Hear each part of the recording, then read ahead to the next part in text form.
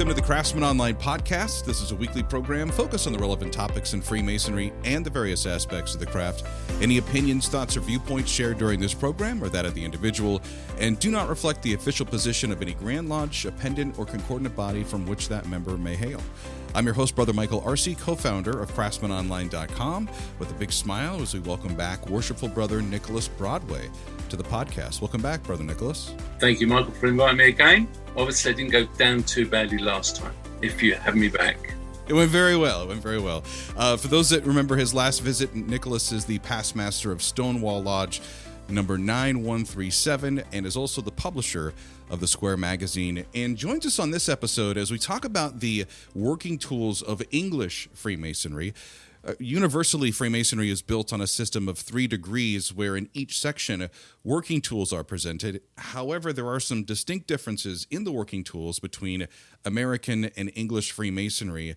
And let's start here with just the basic concept of that. In the U.S., we basically have 6 working tools that are explained to us throughout the degrees. In the English ritual, there are 9. So what are the 9 working tools in English Freemasonry? Well, we have 12, actually. 12? Oh. So, let's start there. My math was bad. And if we include Royal Arch, it's 15. But let's start with the 3 craft degrees. So the first Entered Apprentice degree, the 3 working tools will be the 24-inch gauge, the common gavel, and the chisel. In the third craft degree, we have the square, level, and plumb line, or plumb rule. Master Mason's degree, the 3rd degree, is the skirret, the pencil, and the compasses. And though the installed master is not a separate degree, traditionally, an installed master would be presented with the plan of works, the plumb line, and the trowel. So it's the installed master degree, or... Yes, it's not a degree. We don't call it a degree. It's just a step. So there are only 3 degrees, including an installed master. But it's interesting that your master gets additional tools, where in the U.S., the master is usually presented the charter or dispensation and said, okay, it's your job to protect this until the next guy is elected and installed. This is now your responsibility. We have that as well. The installed master would be presented with the charter or warrant of the lodge and given those same instructions. I think for most Americans listening to the podcast, there's 3 working tools that you mentioned that our ears perked up because, one, I've never heard of, and I'm hoping I pronounce it correctly, the skirret, and the chisel and the pencil. Those are not part of our degree system. So I'm curious how those outliers, or part of the English working tools, how they're explained in your degree. All 3 tools are presented, first of all, as working tools as per the medieval guilds. So the 24-inch gauge is to measure the work, the common gavel to knock off all superfluous knobs and excrescences, and then the chisel to prepare the stone for the hands of the more experienced workman. So that would be the opening part of that presentation. From then, we then say, well, as we're not operative but free, accepted, or speculative Masons, we apply the tools to morals. And then we go and explain the moral uses. So the 24-inch gauge represents the 24 hours of the day. Mm-hmm. And we would say part to be spent in labour and refreshment, part in prayer to Almighty God, and part helping a friend or brother that who is in distressed circumstances, that not being detrimental to ourselves or connections. So they're moralised. The tools are moralised. The common gavel is to keep down all vain and unbecoming thoughts, which may intrude during the aforementioned period, so that our words and actions will ascend unpolluted to the throne of grace. So it's the mind. It's getting the mind clear mind.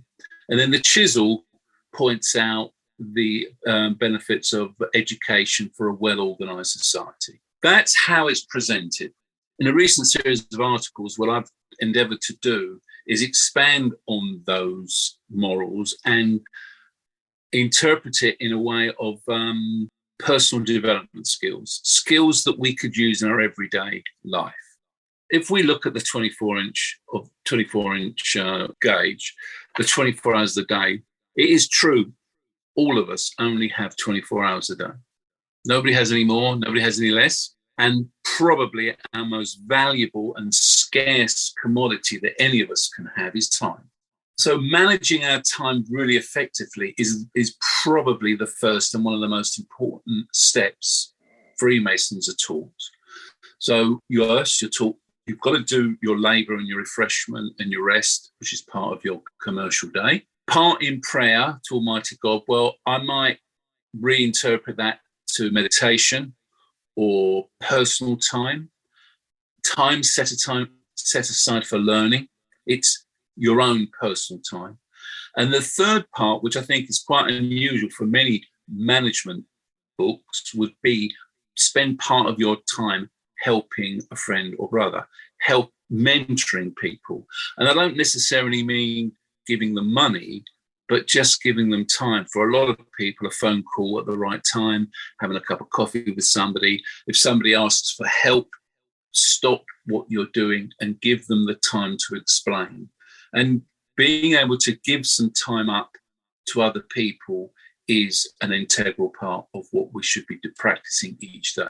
The common gavel, which is the force of conscience to keep down all vain and unbecoming thoughts. Well, vain and unbecoming thoughts might be interpreted as egos, prejudices, and that affects the mindset. So I would suggest that we're looking at developing an open mindset, being prepared to listen to other people's points of view, even though we may not agree with it. Try to understand other people. Try to understand the process, how they came to their conclusion is probably more important. And asking open questions about how did you get to that point. Lastly, education. Well, yes, I think if you can set aside some of your time to make a daily advancement in knowledge, learn something new, spend a few hours. Sometimes it is only a few minutes to learn something, but if something really takes your attention, you want to develop it further, say to yourself, well, I'm going to set aside 100 hours. I'm going to really develop this. I'm going to understand this, and I'm going to do my own research. And if you set aside 100 hours for a topic and do that 2 or 3 times a year, after 10 years, you've really learned deeply some interesting topics. Makes you very well read, a very broad-minded individual. So I think those 3 tools given to an apprentice is really important. And he is only an apprentice at this stage. He doesn't sort of become a citizen of the world until he gets to the fellowcraft. We have 2 working tools that are presented in our entered apprentice degree, the common gavel and the 24-inch gauge. The 24-inch gauge explanation is very similar to yours, so not even really worth diving into that. Our common gavel is a little bit different, and this is where I'm starting to pick up on some of the, same but differences that exist across now the ocean for us. Where we're told that the common gavel is to break off the corners of stones, and we're taught to break off as we're supposed to divest ourselves of vices and superfluities of everyday life, which is like the first taste of Old English for Americans, where they're like, what is vices and superfluities? What does that term mean? So then on the back end, usually when we go through the degree work with the Masonic mentoring program to learn the catechism or the Q&As, we talk about being aware of things. What is a vice? What is a superfluity? Being aware of that with the common gavel. Can you envision, breaking these things from your life, and how that's important so that you can be a better man, so that you can better divide your time among, as just like in your 24-inch gauge, our explanation is by these 3 parts: to God and other Masons, your family, and then to yourself as well. So I think in that same first degree, we're getting to the same place. It's just, I would like to, me hop in that time machine and find out where did we switch some of these things around, and more importantly, why did we switch some of these around? So let's move to your fellowcraft degree. I'm interested to hear the breakdown of those working tools. The fellowcraft degree working tools I would regard as the communication tools. To be a citizen, to be a good person, we've got to be able to communicate both verbally and non-verbally. And I've tried to lump those three together, really. Now, in the second degree, the last person, if we open the degree in the second degree and then close the second degree, the last person to speak is the junior warden. And in English Freemasonry, he would say, happy have we met, happy have we been, happy may we part, and happy meet again. And I think that is really important as an objective when you're having a communication situation with somebody. Are you happy that you've met them? Are you happy that you're being with them, that the conversation is a happy conversation? Are you happy at the end of it? You're content and happy? And are you going to be happy to meet that person again? Now, in many cases, you hope that is true. But there's a lot of situations where people will start a communication with you and you know full well this is not going to end well. Right. Yeah. Yeah. And you're going to think, I actually don't really want to be here. I know I'm never going to want to speak to you again. I know I'm not going to be happy at the end of it. I'm pretty sure I'm not this. So at those situations, why are you spending time, this precious 24 hours, having a communication with people that you know the outcome is not going to be a happy outcome? And I think that is something that we could all have a quick mental question ourselves. I'm going to have this conversation with this person. Are we going to end up being happy? And do I want to meet them again? So using the working tools, now we have them presented to us in a slightly different order than I've used them. I think in other jurisdictions, they have the level, the plumb, and the square. And there's a very interesting saying, and I think it comes from America, is meet on the level, act upright, and part on the square. I think that's very a good way to use those tools. So when you meet on the level, you're meeting as equals. One is not trying to be superior to the other. And one of the things that I would say here is that if someone's lying to you from the outset, if someone's trying to deceive you, they think they're superior to you because they feel that they're superior. They're going to trick you, fool you into whatever it is they're trying to communicate. So they're not meeting on the level. They're trying to be superior. And of course, you've got to detect that when someone comes to you. Are they being level? Is this going to be an equal communication, or is there some deception? The second step, of course, the second tool, of course, which is really important, the uprightness, the integrity. Are they prepared to do what they say? A lot of people will say they're going to do something and not necessarily follow that through. And then the third tool, of course, would be part on the square. Well, that's that happy have we been and happy to meet again. And I think those three tools have to be developed. And this is just part of the communication skills. I think I think to include in that, of course, with the trivium as well, which are the word skills in the seven liberal arts. Being able to write well, being able to present well, and to be able to discuss and break down arguments and concepts and understand when people are explaining something to you, is it logical fallacies or is it based on some fact? And for me, I think the art of the craftsman is to really develop his communication skills for him to get to the next stage, which then would take us into the Master Masons tool. We have the same fellowcraft tools in the States.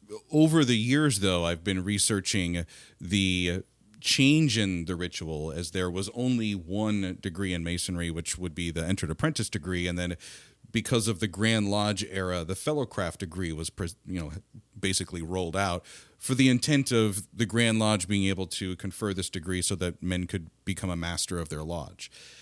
At least that was how it's explained in the U.S. But I like, again, and I think one of the comments I'm going to make later in the podcast might shock some brothers, but I really like the way that the English system is based, where we're told in the States, and I'm sure you hear the same thing, that this is the symbolic building of King Solomon's temple, which is really, you are the temple. You don't really know that until the third degree.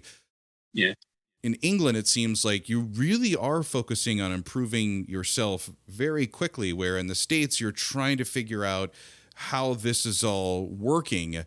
So I think the layout is a little bit different. And that's for me where I'm like, I would like to know why and, again, how the ritual changed, because for most of the brothers in the U.S. listening to this podcast, our ritual came from you in England, but it has changed over the generations and over the years. So those are the notes that I'm taking, but I'm ready for Master Mason. The Master Mason's three tools: the skirt, the pencil, and the compasses. And I would see these tools are the character building tools, and used poorly, a Master Mason can surely destroy his own character. So the skirt, as you know, is that implement that acts on a center pin, and you draw the string out, and it's to lay out the ground for the intended structure. Yes. The pencil is used to delineate the plan or draft the plans. And then the compasses are used as a measuring device so that you can measure, in moral terms, the limits of good and evil. But I'll come back to that. So the skirt is the first tool, and we would say that it's this is to act with a straight, undeviating line of conduct laid down for our pursuit in the volume of the Sacred Law. In other words, again, it comes back to this whole character part of Freemason, to be a straight individual, not somebody who is going to curveball people. When you're talking to someone, when you're dealing with someone, you know people who are straight batters and those who are going to throw curveballs in. Yes. And those people that you know that are straight, those are the ones that have built the proper character. The people who are trying to do things around the back, around the side, they're just destroying their own character. They're not building that trust that you want to be with that person. The pencil reinforces that because, yeah, it's used to draft the plan, but it's also used to record those words and actions through life by the great architect of the universe. So it should remind you that people do remember what you do. People will remember what you say you're going to do and what you actually do. And again, character can be easily destroyed by individuals who are careless with what they do, forgetting that people do remember. And the third is the compasses, which you use to measure.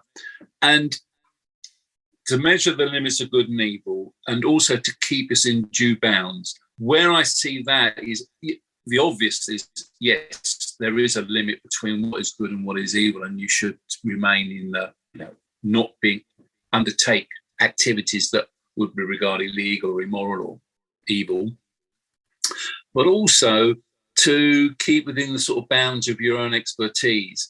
Very, very many people would probably like to comment on topics, especially in social media, in areas where they probably haven't got that great deal of expertise, but still feel that they need to express an opinion, and where they probably would be better off not to express an opinion, just sit back and listen and maybe do some of their own research before they do an opinion.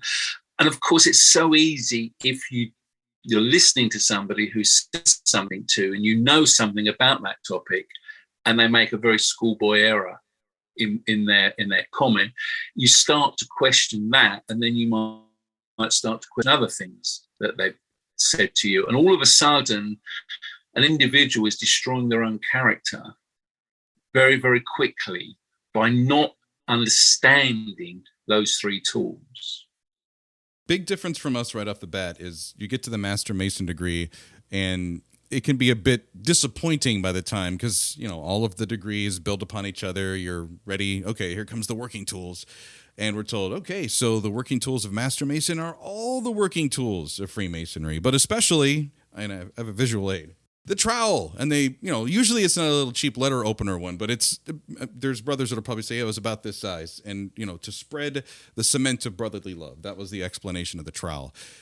And so you're sitting here going, really? I expected something so much bigger at that point. But then you understand, in the building of the temple and the preparing of yourself and your spiritual building, why the cement is there and the significance in masonry. What's interesting as well is the pencil is not mentioned, so far as I know, in our ritual, but charcoal is, and it's talked about in one of the lectures. Scarlet is not mentioned at all in American Freemasonry. And we move the compasses up to the first degree, which it's not presented to you as a working tool, but it is one of the working tools that's on display once you're brought to the light of Masonry, and it's explained to you there, which then, for us, we have a historical lecture after the degree, where we talk about the point within the circle lesson.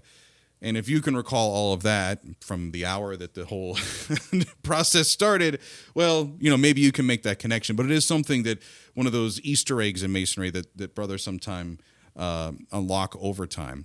Now, the installed master. Now, this, of course, is leadership skills.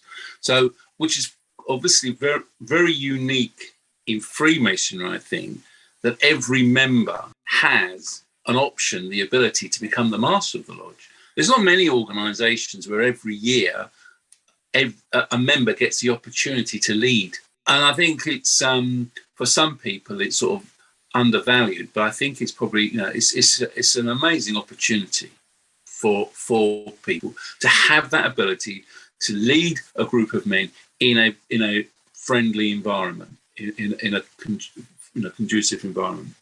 So we have three tools, which are the plan of works, the plumb line, and the trowel. Now, the plan of works is pretty straightforward. It's a plan. And if you're a leader of a group of men, you've got to have a plan. No matter what, you can't lead without a plan. And it's very, very clear. So the first thing, any leader, whether you're a junior department manager, your first run on the ladder, the first thing you got to do is have a plan of where you're going. Without that, no one's going to follow you. The plumb line is a little bit more difficult. It's really to moralize on not looking after your team, not asking your team members to do anything that would be immoral. You wouldn't ask them to do something you wouldn't do yourself. Don't overload the team members. Don't just keep putting on them and expect them to do things. Don't treat them as you would wish to be treated. It's about looking after people in your team. That's where that very thin line with the heavyweight. That's the leadership skill, the moralization of that tool. And the third, of course, the trowel, which I think is very similar to the way you express it. It is used to spread mortar. And for the same reason, we express that as really conflict management. So if there is a conflict in the lodge, as the master, you are expected to resolve that conflict between brethren, spread that brotherly love, the mortar of brotherly love in the lodge. And those three tools really are a really good basis to start your leadership development skill set. Plan, look after the team, and if there is a confrontation or conflict within the team, deal with it. Because there's nothing worse than having some conflict to destroy a team. That's the part where I think there's a bit of a difference. The flow in English Freemasonry with first degree is on preparation, and then tools of proof is another term that I had heard used when it came to the fellowcraft tools in English Freemasonry, and then finally tools of the plan, doing the work of a Master Mason, which is helpful because I feel so much of American Freemasonry, until you get to the Heramic legend and the third degree, you're still trying as, that newly made or newly obligated member to figure out what all this means. And then you experience the Heramic legend and you're like, oh, well, that's the history of Freemasonry. I've seen so many men who have seen that think that that's it. And it's like, no.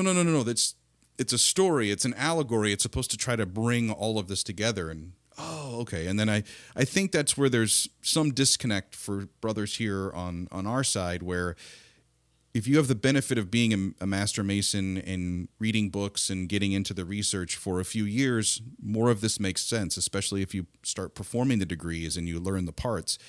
But if you don't, you're coming to lodge for dinner, meetings, and kind of that social aspect, which is fine, but you're not really getting the full value of Freemasonry that you would if you understood the ritual. I agree. And I think part of that issue may well be that Freemasonry, or the lessons in Freemasonry, are based on an initiatory process. You're initiated into the degrees. It's given to you in terms of an allegory, which is encoded. The messages are all encoded in an allegory. Where currently we're used to going to a school and be taught lessons very, very straightforward. Here's the lesson. You're taught that, you're taught that, and you're taught that. So it becomes quite quick. The lessons come across very quickly and very logically. And you don't really have to work too hard to get to them, because there's a teacher who's going to explain it all the way through for you. I think with Freemasonry, the technique is given, it's 300 years old, before there were secondary schools. You are initiated in all the degrees fairly quickly. You're given the whole picture, but the whole point is you've now got to break those lessons that are encoded, need time. And not only do they need time, not only do they need time to understand, I think they're lessons that you then got to start to build into your day life. And once you start to do that, it then starts to become obvious. I would hasten to say, don't practice this at home because it doesn't work on a partner. I mean, right. That's very true. And I think for a lot of brothers is that you find yourself gravitating or gripping or associating with one of the working tools. And you're like, okay, this one I get, whether I like the way it looks or the way that it was explained. This is my working tool. And my hope is that, over time you continue to add so that you have the full, in the US we wear the craftsman belt, the workman's belt. I don't see guys, really carrying their tools, at least Masonically. So when it comes to your favorite working tool out of the English Freemasonry system, which one do you like and embrace, and why? I thought about this, and I would say for me the most important tool is still the first tool, the 24-inch gauge. I spend more time working on my time because I know I've only got a finite amount of time. So I'm trying to maximize that amount of time. I spend far less time now on drama or entertaining on TV. I spend more time listening to podcasts on YouTube and learning learning from different people, all sorts of people, all sorts of topics. And so I find for me the first tool is the 24-inch gauge. It's a constant reminder. We have all only got 24 hours in a day. We can't afford to waste that 24 hours, any part of that. And it's the one commodity we have that once it's spent, it can never be recovered. If you fail at one of the other tools, fine. You fail at it, you can go back and you can try again. But if you lose time, if you fail at managing your time, there is no second go at that time. That was the part for me, the 24-inch gauge, because it's also my favorite as well. It's at least presented to us. The compass is my ultimate favorite working tool, but that's for another episode. But the idea when I was sitting there and hearing it explained to me, I was like, oh, so they're telling me that I need to break my time into 3 parts of 8. Okay, so 8 hours for, well, I physically don't get to sleep for 8 hours. I don't know many guys that get to do that. And, Americans, our workday very rarely is it 8 hours. Sometimes it spills into, especially now with the pandemic, into different parts.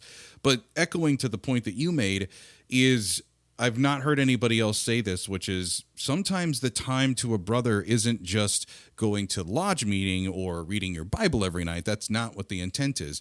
Sometimes it's actually reaching out when they need it. And then I think for us in America with our lifestyles, when, especially during the pandemic, you began to realize what was more important to you in life. And the whole concept of like work-life balance now is something that I think many of us are aware of. And now you're like, I want to invest my time with the people in the places doing the things that are important to me and to others. And that kind of gets to the second question that we have on our petitions here, which is, when it comes to the immortality of a soul and the impact that one person can make in the lives of everyone else that you touch, which is really the big explanation for such a simple Masonic virtue. I also think there's a subtle difference. I think in your ritual, you say 8 hours for each part.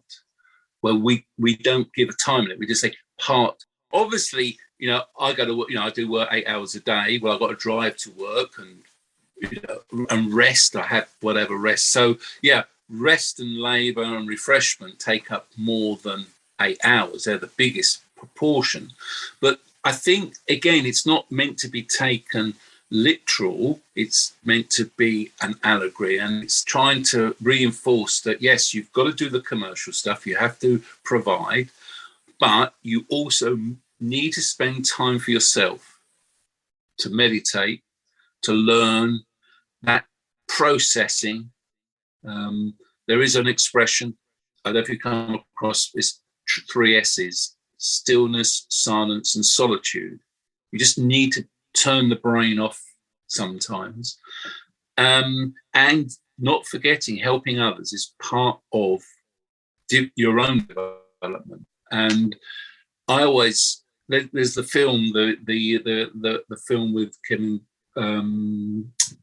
Spacey film, Pay It Forward. I don't know if you ever saw that. And that, for me, that really echoed a lot. Yes, I don't want people to pay me back. I help someone. I don't want people to pay me back. I want them to pay it forward to somebody else. And I think with Freemasonry, it's that. We might help a individual with a piece of ritual or some advice on a topic of Freemasonry or any other topic. We don't want them to pay us back. What we would hope is that when somebody asks them in the future, they will pay it forward. Well, this has been the Craftsman Online podcast for this week. I want to thank my guest and look forward to seeing him come back. Worshipful Brother Nicholas Broadway, thank you so much for joining us. Thank you very much for inviting me again. Looking forward to our next chat. Me too. If Masonic education is important to you, well, you can find that thanks to Brother Broadway. He is the publisher of The Square Magazine, which online is thesquaremagazine.com. We'll make sure to get that link in the notes for this podcast episode. New episodes of the Craftsman Online podcast are available for download every Monday morning. Until next time, let peace and harmony prevail.